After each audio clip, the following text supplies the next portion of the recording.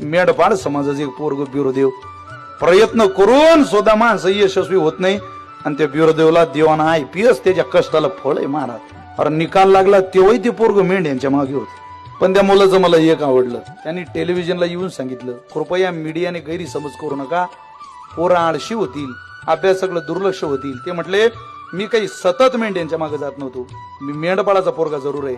माझ्या आई वडिलांनी अपार कष्ट केले, पण मी अपार परिश्रम अभ्यासात केले. 1 महिना सुद्धा मला सातत्यानं मेंढ्यांच्या मागे कधी जाता आलं नाही.